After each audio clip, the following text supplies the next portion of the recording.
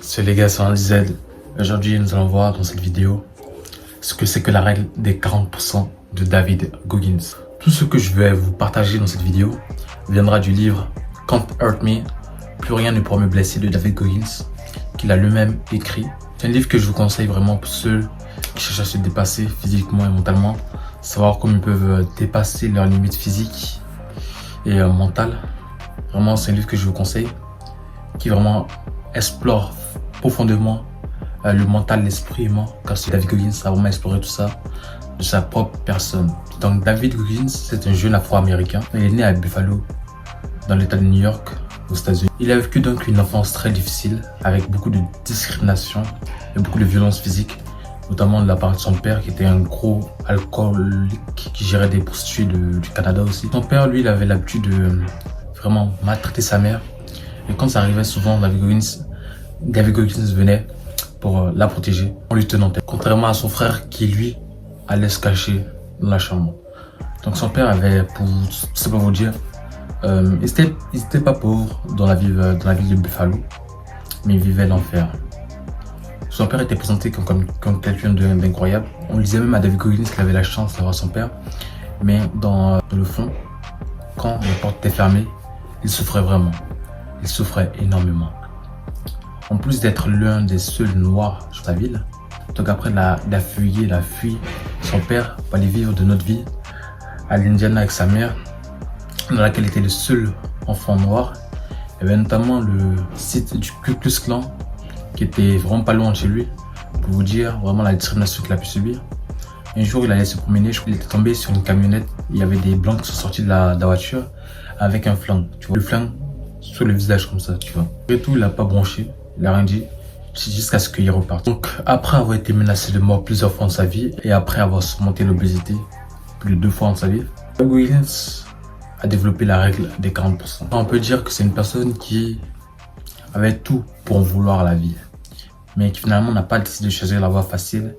Lui-même a décidé de s'envoyer en enfer par le fait de s'introspecter et de chercher plus profondément lui-même. Il a notamment fait la formation militaire la plus difficile au monde, qui permettra d'aller dans la Navy SEAL, une des sections armées les plus influentes au monde. Pour cela, il a dû traverser le stage BULT, notamment la semaine de l'enfer, un des entraînements les plus difficiles encore une fois au monde. Il a fait cet examen, notamment avec des fractures de stress tibiales et une pneumonie. La chose la plus impressionnante chez David Goggins, qu'il ne savait pas, c'est qu'il avait un problème de cœur, un problème cardiaque, un trou, une pneumonie, un trou dans le cœur, dont il n'avait même pas conscience et qu'il a pris conscience plus tard. Donc c'est facile de parler de la vie de quelqu'un en seulement 3 minutes. Mais David Goggins, lui, il a vraiment expérimenté. Et c'est ce qui lui a permis de développer la règle des 40%.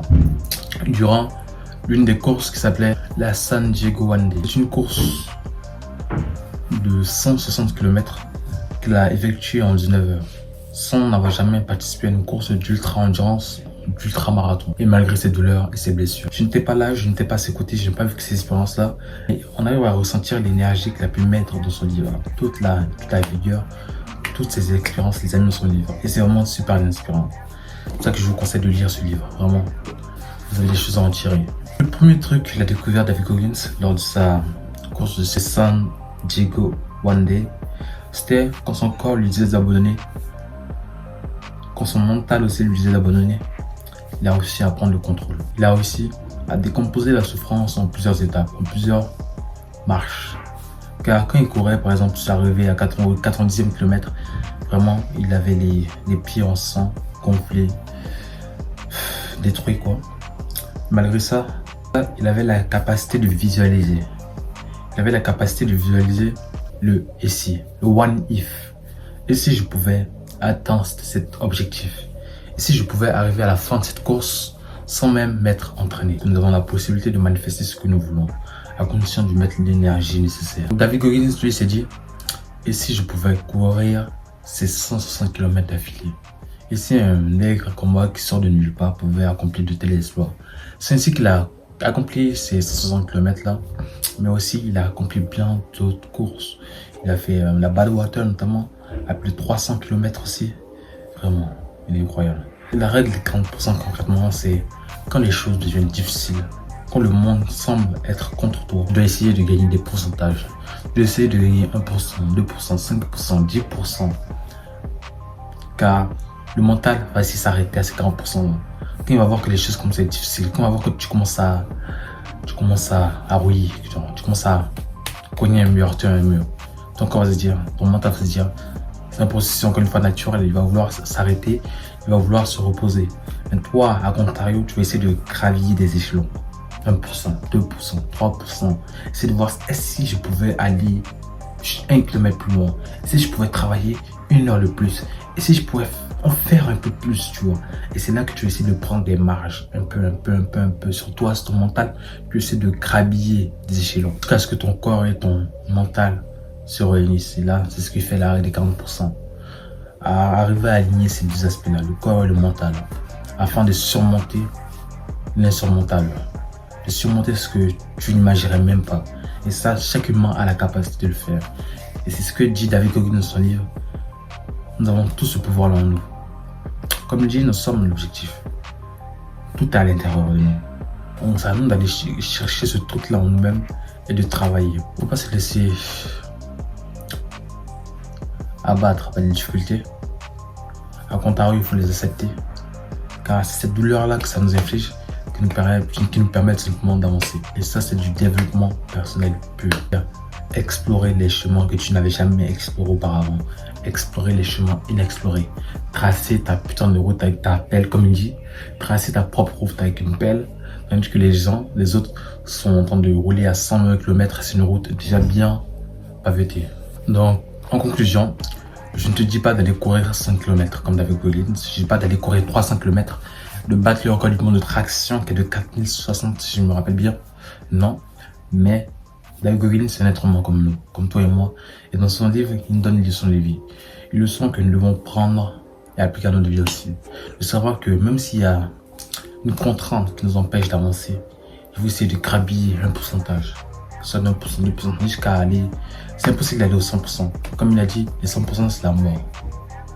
Mais nous avons cette capacité en nous-mêmes d'aller chercher le plus loin. Comme il dit aussi, si t'es bon dans un domaine, ne t'arrête pas à ce domaine-là. Si t'es bon au basket, ne t'arrête pas au basket. Explore l'entrepreneuriat.